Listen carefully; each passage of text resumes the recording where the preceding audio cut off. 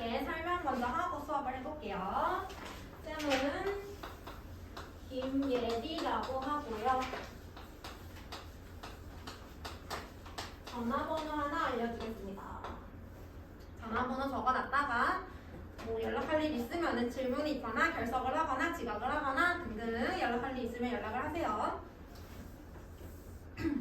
그리고 지금 이 수업이 중2과학 전체를 다 다루는 내용이죠. 그래서 쌤은 중2과학 중에서도 물리랑 화학 두 개를 할 건데 혹시 물리화학 한 번도 안 해봤다. 오케이. 자, 물리화학을 한 번도 안 해봤으면은 조금 어려울 수도 있습니다. 이게 어려운 파트이기 때문에. 그래서 물리화학 중에서 2학기 내용 먼저 하고 그리고 1학기 내용으로 넘어갈 거고요. 그리고 이제 다음 시간부터 매주 테스트를 볼 거예요. 테스트의 커트라인은 70점. 그래서 70점 못 넘으면은 제시. 그래도 시험을 계속 못 본다. 그러면은 쌤이 클리닉을 잡을 거예요. 알겠죠? 협박하는 중입니다. 그래서 무조건 복습을 해오셔야 되고요. 그리고 수업을 할 때 영상을 찍어요. 수업 영상을. 그래서 만약에 수업 들었는데 오늘 내용이 이해가 잘 안 된다. 그러면은 영상 요청하시면 영상 보내줍니다. 영상 보고 다시 한번 집에서 복습해도 되고요. 그 다음에 만약에 결석을 한다. 그러면은 미리 나한테 얘기를 해줘야 돼요. 그래서 결석하게 되면은 다른 날 똑같은 수업이 있으면 대강 볼 수 있고 대강도 시간이 안 된다. 그러면은 보통은 영상 보강을 하게 됩니다. 그래서 영상 보강을 하게 되면은 질문을 못 받기 때문에 부족한 부분이 생길 수가 있어. 그래서 영상 보강 후에 한 번씩 클리닉을 할 거예요. 질문 받으려고 테스트도 보고 하려고. 그래서 결석하게 되면은 미리 말해 두시고요. 그리고 또 얘기 안 하고 있나? 없는 것 같아요. 1교시에는 수업 잘 들었어요? 네. 2교시 어디 나갔어요? 생물 178도 처음이 178도.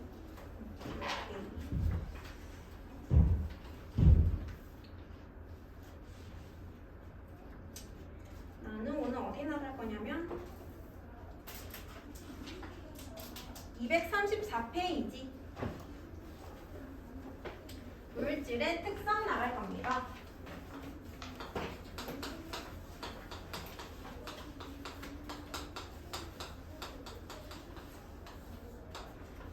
근데 혹시 저 필기 다 쓰시고 그 사진 찍어줄 수 잠깐만 앉아도 사실 상관없는데 내가 모르고 지울 수도 있어요. 돼? 모르고 지우면 말하세요. 알겠죠? 지우지 말라고.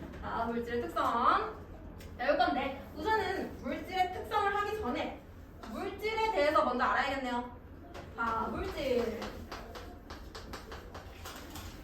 이 세상에 존재하는 뭐가 나오네. 이 세상에 존재하는 모든 물질들은 하나의 작은 입자들이 모여서 만들어진 거예요. 엄청 작은 거, 가장 작은 거 입자. 그래서 이 입자들이 모여서 물질을 이루게 되는데 입자를 우리가 다시 구분을 합니다. 입자에 이름을 붙여주는 거야. 이거는 무슨 입자, 이거는 무슨 입자, 이거는 무슨 입자. 그 이름을 원소라고 얘기해요. 이게 화학을 안 배운 친구는 원소가 조금 익숙하지 않을 수도 있어요. 원소는 그냥 그 입자에 이름을 붙여준 거. 우리가 알고 있는 원소, 산소, 수소 등등 그런 거 있죠. 이런 것들 전부 다 원소. 그 다음에 얘는 입자의 종류를 얘기하는 거고요. 원자는 그 물질을 이루고 있는 입자의 개수. 그러면은 우리가 알고 있는 산소 기체는요. 산소가 두 개가 결합한 상태로 있어요. O2 들어갔죠? O2. 그러면 얘는 지금 원소는 산소. 그 다음에 원자는 산소 원자가 두 개. 그죠? 그리고 하나 더 분자. 많이 나오죠? 분자는 얘 얘는 성질을 가지는 최소의 입자. 원자는 성질을 안 가져도 그냥 가장 작은 거, 더 이상 쪼갤 수 없는 거 원자. 근데 성질을 가지면서 가장 작은 거는 분자. 산소 분자는 무조건 산소 2개를 가져야지만 얘는 산소의 성질을 가져요. 산소 1개 떨렁 있다? 얘 산소의 성질을 가질 수 없어요. 그래서 얘는 산소 분자 1개. 원자는 2개, 분자는 1개, 원소는 산소. 3개 보면 돼요? 그래서 이 물질들을 여러 가지 원소들이 이루고 있어요. 이제 물질을 구분을 할 건데,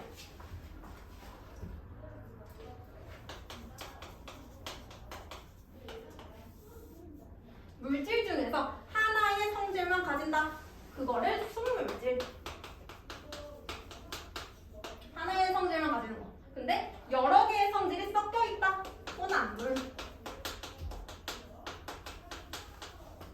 이 혼합물은 순물질 여러 개가 섞여서 혼합물이 되는 거. 별거 아니죠? 그 다음에 순물질 다시 구분해봐. 자, 성질을 하나 가지는데 원소도 한 종류인 거. 원자의 개수는 상관없어요. 원소가 한 종류인 거를 우리는 혼원소 물질이라고 부릅니다. 혼 하나, 원소가 하나인 물질. 예를 들면은 아까 했던 거 O2 아니면 H2 수소 아니면 질소 등등 한 가지의 원소로 이루어진 거는 혼원소 물질. 그다음에 2종류 이상의 원소로 이루어져. 얘를 화합물이라고 합니다. 그래서 화합물이랑 혼합물 2개를 많이 헷갈려요. 근데 화합물은 아까 얘기했죠. 얘는 순물질에 속해. 즉 하나의 성질을 가지는 거. 근데 혼합물은 2 이상의 성질을 가지는 거. 그래서 화합물의 종류 보면은 이산화탄소 CO2, 물 H2O. 자, 이산화탄소 봐봐. 얘는 탄소라는 원소랑 산소라는 원소 2가지 종류의 원소로 이루어져 있지. 얘도 수소라는 원소랑 산소라는 원소 2가지 종류의 원소로 이루어져 있죠. 근데 한 가지의 성질만 가지려면은 각각의 원소들이 성질을 잃어버리고 새로운 성질을 가져야 돼요. 자, 예를 들어볼게. 물 보세요. 물은 수소와 산소로 이루어져 있어. 그러면 우리가 생각하기에는 물은 수소의 성질이랑 산소의 성질을 가지고 있나? 라고 생각할 수 있죠. 근데 그게 아니고 얘는 각각의 성질을 잃어버려. 수소의 성질 잃어버리고 산소의 성질도 잃어버려요. 대신에 새로운 성질, 물이라는 새로운 성질을 가져요. 조금 이해가 돼요? 그래서 물은 수소랑 산소의 성질을 가지는 게 아니고 물이라는 성질을 가지는 거. 그래서 하나의 성질만 가지는 거다라고 얘기를 하는 겁니다. 괜찮아요? 자, 그래서 혼합소 물질, 화합물 구분을 했고요. 그 다음에 혼합물 들어가게 되면은 순물질이 섞여져 있는데 균일하게 섞여져 있냐, 골고루 섞여져 있냐, 균일 혼합물. 자, 내가 화합물에 있는 물이랑 화합물에 있는 소금을 섞어볼게요. 소물질 섞었지? 그러면 소금물 되겠네. 소금물은 균일 혼합물이에요. 물에 소금 넣어서 섞으면은 골고루 섞이게 되죠. 소금물은 균일 혼합물. 그럼 보니까 화합물은 성질을 잃어버린다고 했어요. 근데 얘는 소금의 성질 뭐 있지? 짜다. 짜다. 물의 성질은 뭐 있지? 투명하다. 투명하다. 그런 것들이 있죠. 자, 소금물 짜요 안 짜요? 짜. 이게 투명해 안 투명해? 투명해. 투명해. 얘는 소금의 성질도 가지고 있고 물의 성질도 가지고 있잖아. 그래서 혼합물 같은 경우에는 성질을 그대로 가지고 있어.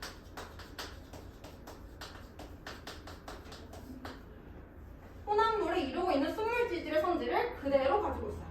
그냥 단순히 섞여 있는 걸 뿐이야. 바뀌는 게 아니에요. 오케이. 그 다음에 골고루 섞여 있지 않는 거. 이거를 불균일 혼합물이라고 한다. 예를 들면은 흙탕물.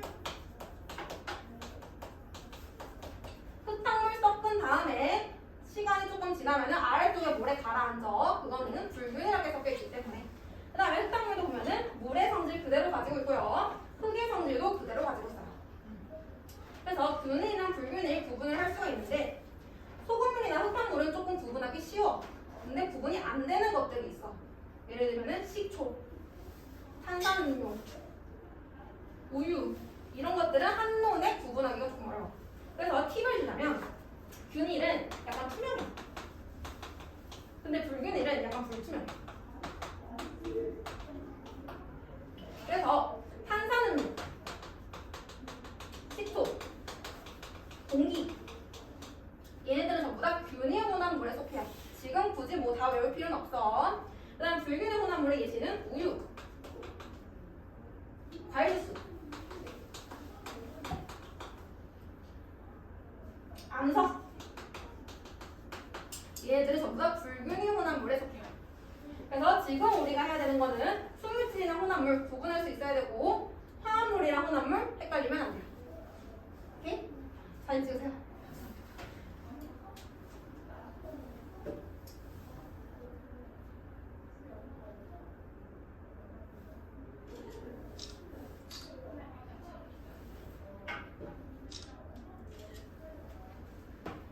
자, 그래서 책을 같이 볼게요. 이번에 234페이지 수물질이랑 혼합물 구분되어 있습니다.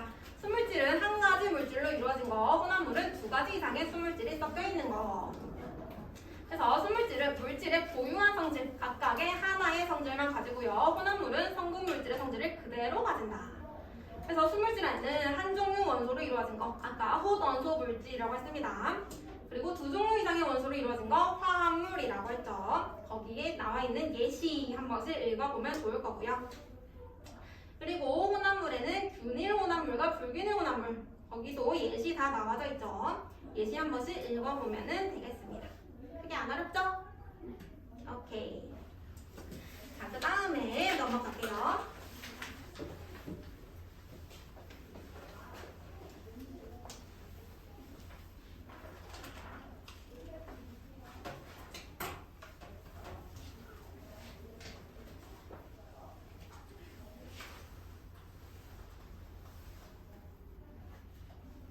자, 넘어가게 되면은 이제 물질의 특성이 나와져 있습니다.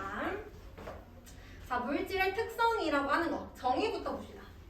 물질의 특성이란 다른 물질과 구별되는 그 물질만이 나타내는 고유한 성질이다. 고유한 성질의 밑줄.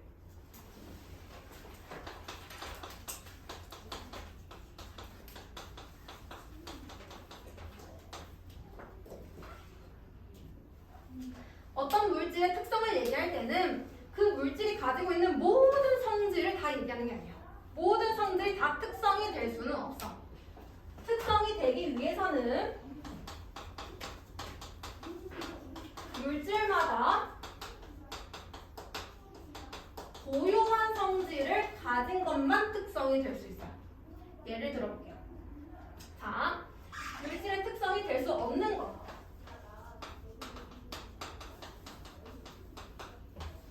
온도. 자, 온도를 생각해보면은 물의 온도 뭐 10도가 될 수도 있고 50도가 될 수도 있고 100도가 될 수도 있고, 그죠? 어떤 물질을 봤어. 얘가 무슨 물질인지 모르는데 어떤 물질 A라는 물질을 봤어. 온도 측정했더니 온도가 50도래. A가 무슨 물질인지 알 수 있어요? 없어? 알 수 없죠. 얘는 물질의 특성이 될 수 없어요. 물질마다 고유한 값을 가지는 게 아니니까. 모든 물질이 50도가 될 수 있으니까. 그래서 온도 같은 것도 안 되고요. 질량. 얘도 마찬가지로. 얘를 측정해서 질량. 얘 500g이래. 500g 무슨 물질이지? 알 수 없죠? 그래서 질량도 물질 특성 될 수 없고요. 그거와 비슷하게 부피. 공간, 차지하고 있는 공간. 부피도 물질 특성 될 수 없고요. 길이. 이런 것들 전부 다 물질의 특성 될 수 없겠죠.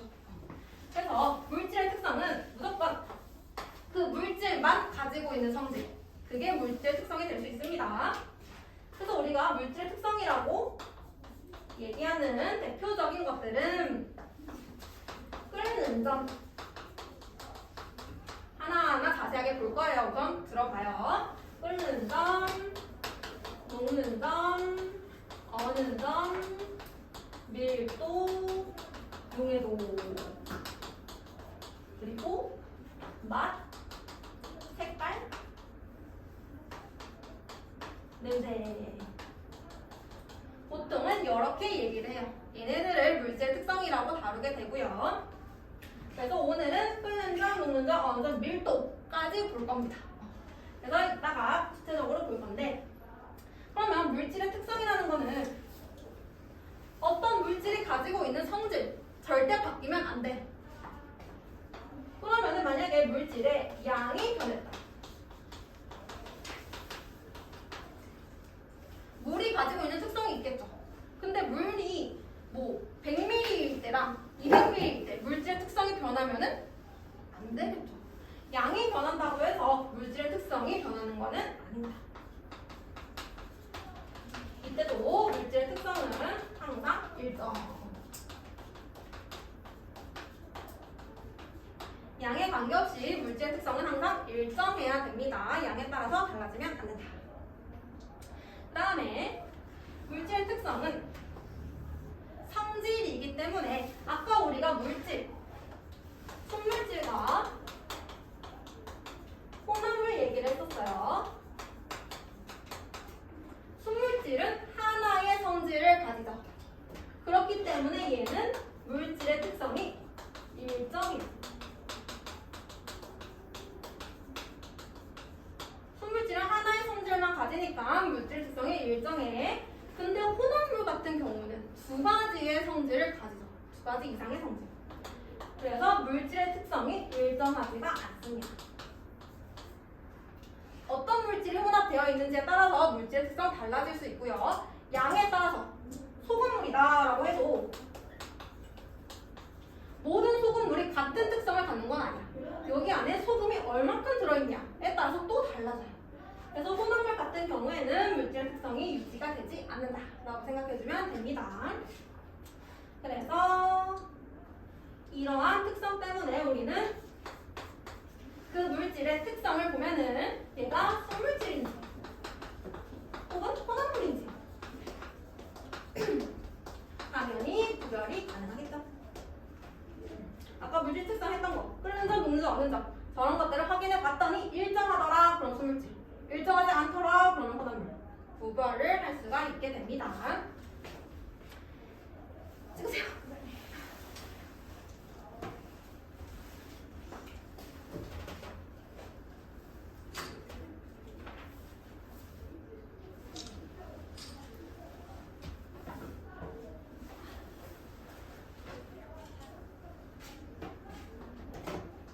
여기까지 괜찮아요? 이해 안 되는 거 있어요? 그러면 문제 한번 풀어볼게요. 235페이지랑 237페이지 위에 두 개.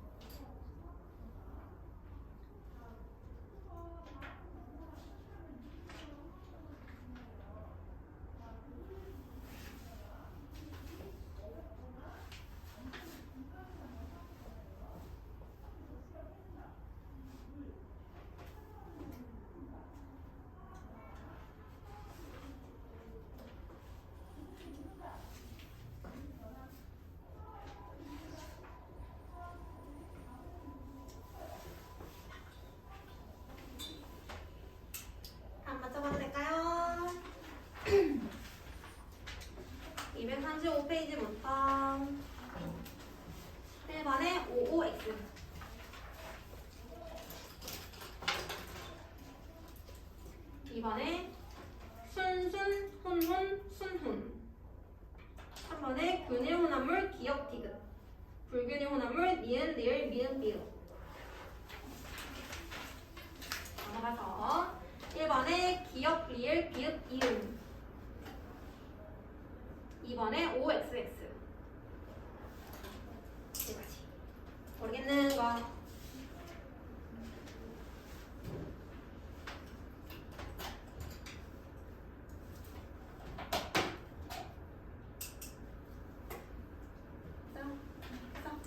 오케이, 넘어갑니다. 자, 236페이지 아래쪽에는 끓는 점, 녹는 점, 어는 점 그거 나와 있는 거라서 우리는 뒤에 가서 그거 먼저 배우고 다시 넘어올게요. 238페이지. 자, 끓는 점부터 볼 건데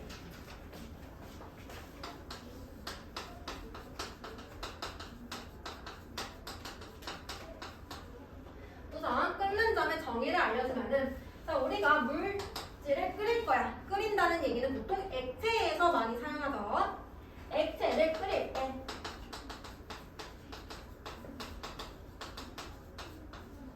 계속 가열하다 보면은 온도가 계속 올라가다가 어느 순간 온도가 일정하게 유지될 때가 있어요. 그때 일정하게 유지되는 그 온도를 우리는 끓는 점이라고 얘기를 합니다. 계속 온도가 올라가는 게 아니고 어느 순간 온도가 잠깐 유지가 될 때가 있습니다. 그때 온도를 끓는 점, 즉 끓는 점은 온도를 얘기하는 거죠. 온도. 그래서 보면은 자, 가열을 했어. 가열을 시키면 온도가 당연히 올라가야 되잖아. 그지? 근데 왜 유지가 될까요? 상태 변화하면서 그 열을 써가지고 오, 완전 정확히 알고 있어요. 자, 지금은 온도가 올라갈 때는 내가 열을 가해주면은 열 에너지를 가해주면은 얘는 원래는 온도를 높이는데 다 사용을 해요. 내가 가해준 열 에너지 다 온도 높이는데 사용해. 그럼 온도 올라가야지. 근데 열 에너지가 온도 높이는 거 말고 상태 변화를 할 때도 사용이 돼요. 상태 변화라는 거는 지금 액체 가열했죠? 그러면은 액체 가열시키면 기체가 되겠죠? 액체를 기체로 바꿀 때 그때도 에너지가 필요하고요. 그때 이 열 에너지를 사용하게 됩니다. 그래서 처음에는 열 에너지를 온도 높이는데 계속 사용을 하는 거야. 계속 사용하다가 상태 변화할 때는 상태 변화할 때 에너지 다 쓰니까 온도 변화에는 에너지를 못 쓰고 있는 상태가 된 거죠. 오케이? 그래서 상태 변화할 때 에너지를 사용을 하기 때문에 온도가 올라가지 않는다라고 이해해주면 되고 상태 변화를 할 때는 자, 액체 안에 여러 개의 입자들이 막혔어요. 그러면 이 입자는 다른 입자와 서로 잡아당기는 힘을 가지고 있어. 입자와 입자는 잡아당기는 힘을 가지고 있어. 그거를 우리는 인력이라고 얘기해. 잡아당기는 힘, 끌어당기는 힘, 인력. 근데 이 인력을 내가 끊어야지만 얘는 기체로 변할 수 있어요. 상태 변화를 시킬 때 액체 안에 있는 입자들의 인력을 끊어야지. 인력을 끊어놔야지 얘네들이 더 많이 운동을 하면서 기체로 변하게 되는 거예요. 이렇게. 인력이 있으면 얘네가 운동을 잘 못해요. 그래서 인력을 끊는 데에 저 에너지를 사용하게 되는 거다. 인력을 끊을 때 에너지가 다 소모가 된다. 생각해주면 되고.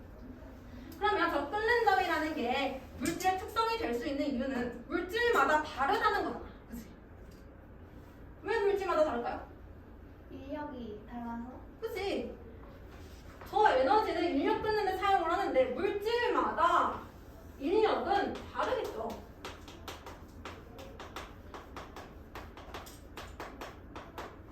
인력이 강한 물질도 있을 거고 인력이 약한 물질도 있을 거야. 만약에 인력이 강하다. 그러면은 얘를 끊기 위해서는 더 많은 에너지가 필요하지. 그죠? 근데 반대로 인력이 약하다. 그러면 에너지를 조금만 줘도 끊어질 수가 있어요. 그래서 이때 사용되는 에너지의 양이 달라지게 되고요. 이 에너지가 바로 열 에너지죠.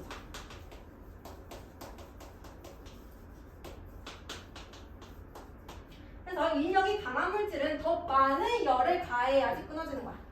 즉 얘는 끓는 점이 높다가 되죠.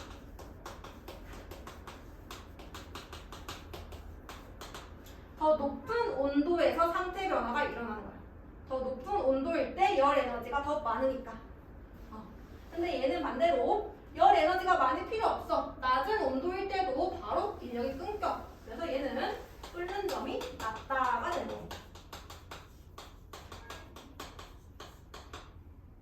그래서 물질의 인력에 의해서 끓는 점이 결정이 될 거고요. 인력은 물질마다 다 다릅니다. 그래서 대표적으로 물은 끓는 점 100도.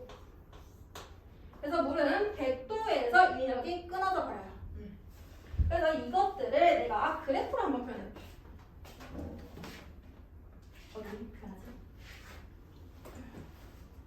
지워주세요. 지워주세요.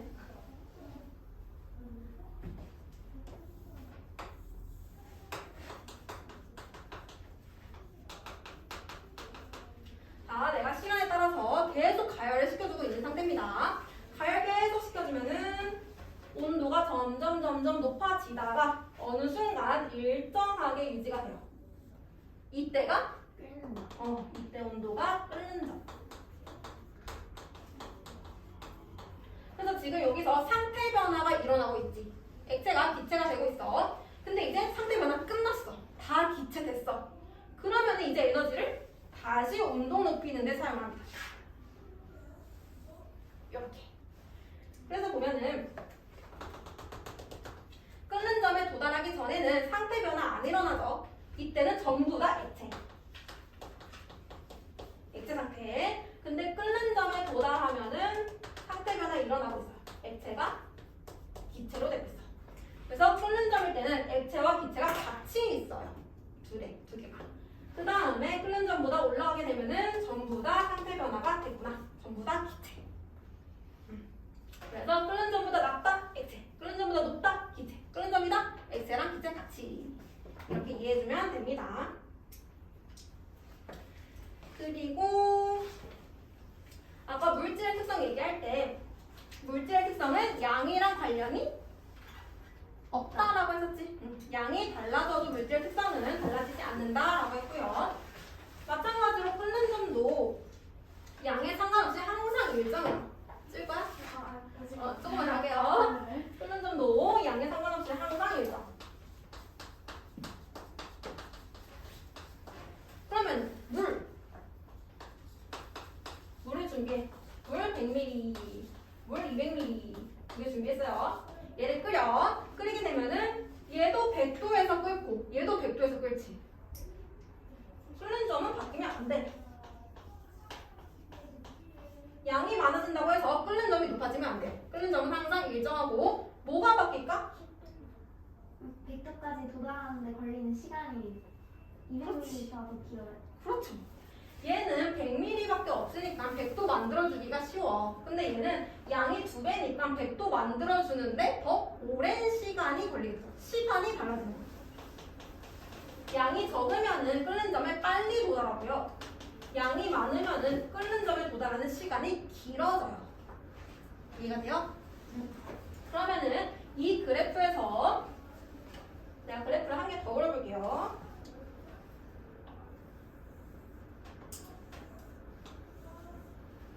이렇게 그렸어. 흰색을 A, 빨간색을 B. 자, A와 B의 끓는 점이 어때? 같아요? 끓는 점은 같은데. 끓는 점이 같죠? A의 끓는 점 여기, B의 끓는 점 여기. 끓는 점 같네? A와 B는 같은 물질. 얘네 두 개는 같은 물질. 근데 지금 시간이 다르네. 누가 더 오래 걸렸어? B. B가 오래 걸렸어. 그럼 양은 누가 더 많아요? B가 더 많아요. B가 오래 걸렸으니까 B가 양이 더 많은 거를 확인할 수 있겠죠. 이해가 되십니까? 그럼 여기에 내가 이런 애를 하나 붙였어. C. 얘는 끓는 점이 A, B보다 높아요. 높죠. 따라서 C는 A, B와는 다른 물질인 거를 알 수가 있겠죠. 이런 식으로 그래프 해석하시면 되고요. 양에 관계없이 항상 끓는 점은 일정하다. 대신에 시간이 달라진다. 그거 하나만 체크하고 있으면 됩니다. 오케이.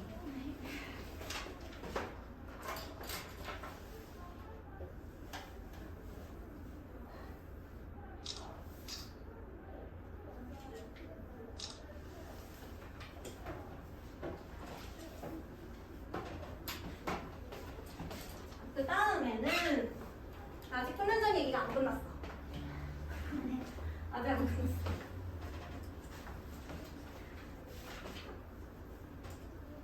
자, 끓는 점은 물질의 특성이니까 변하면 안 된다고 얘기를 했죠. 근데 끓는 점이 변하는 경우가 하나 있어요. 바로 압력이 달라질 때.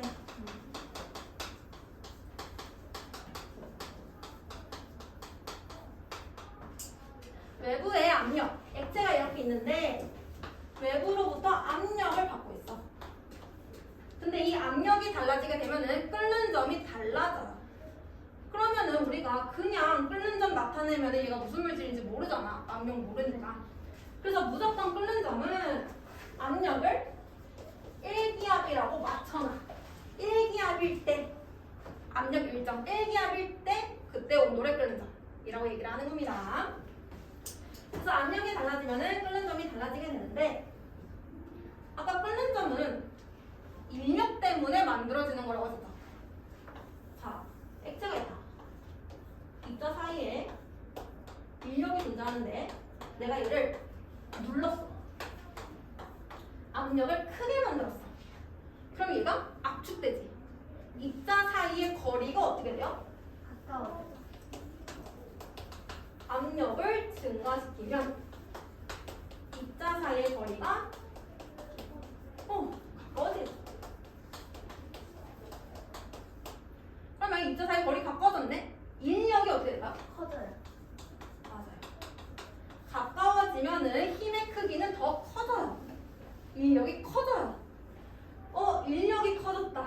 에너지 많이 필요하네요. 끓는 점 어떻게 돼요? 높아져요. 끓는 점은 높아지게 됩니다. 그래서 압력에 따라서 인력이 바뀌기 때문에 끓는 점도 바뀌는 거고요. 압력이 높아지면은 끓는 점 높아지고 반대로 압력이 낮아지면 끓는 점 낮아지겠죠. 그래서 압력에 따라서 달라질 수 있다. 알고 있으면 되고 내가 이거 예시를 한번 들어보면은 압력밥솥. 압력밥솥은 밥을 할 때 압력을 가하는 거야. 압력을 크게. 압력 가했네. 끓는 점? 높아져요. 높아져야겠어. 그래서 밥이 익을 때 훨씬 높은 온도에서 조리가 됩니다. 그러면은 얘는 조리 시간이 짧아져. 빠르게 조리가 되는 거지. 더 높은 온도에서 조리를 시키니까. 이것도 끓는 점 이용한 거고요. 그 다음에 이번에는 산 위에 올라가서 밥을 지을 때 산 위로 올라가게 되면은 여기는 공기가 희박해. 위로 올라갈수록 공기가 희박해요. 공기가 줄어들기 때문에 공기에 의한 압력, 대기압이 낮아지게 됩니다. 공기의 양 줄어들면 압력 낮아진다.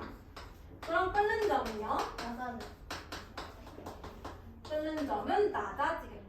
그래서 원래 밥 지을 때 물은 100도에서 끓여서 조리가 돼야 돼. 근데 얘는 한 70도에서 조리가 되는 거야. 그래서 이때 밥을 짓게 되면은 밥이 좀 덜 익어요. 우리는 그거를 설 익는다고 표현해요. 밥이 좀 설 익는다. 온도가 낮아서. 그래서 얘도 끓는 점이 달라지기 때문에 나타나는 현상이다. 이렇게 알고 있으면 됩니다. 여기까지 이해됐어요? 네. 오케이. 자, 책에 보면은 책에 끓는 점 오른쪽 조그맣게 그래프 나와져 있어요. A, B, C, D. 지금 가열 곡선이 나와져 있는데 여기서 같은 물질은 뭐가 있어요? A, B가 지금 끓는 점이 같죠? A, B는 같은 물질이네. 그러면 A, B 중에 양이 많은 거는 B.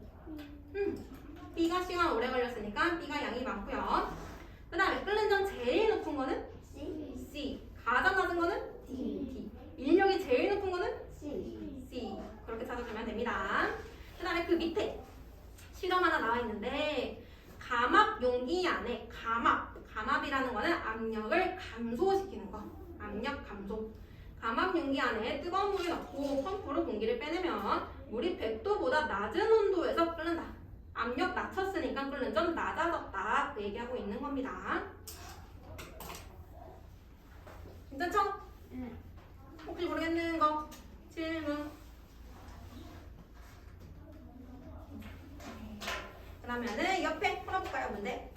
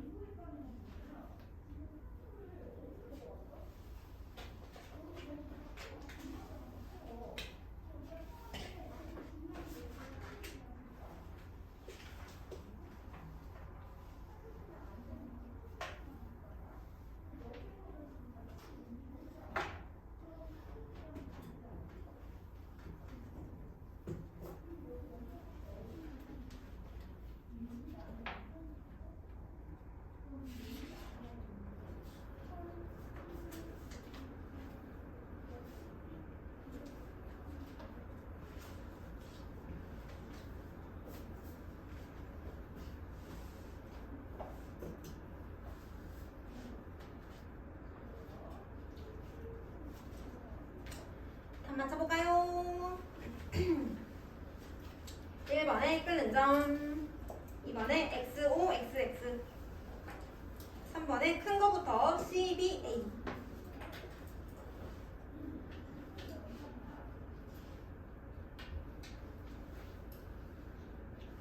모르는 거.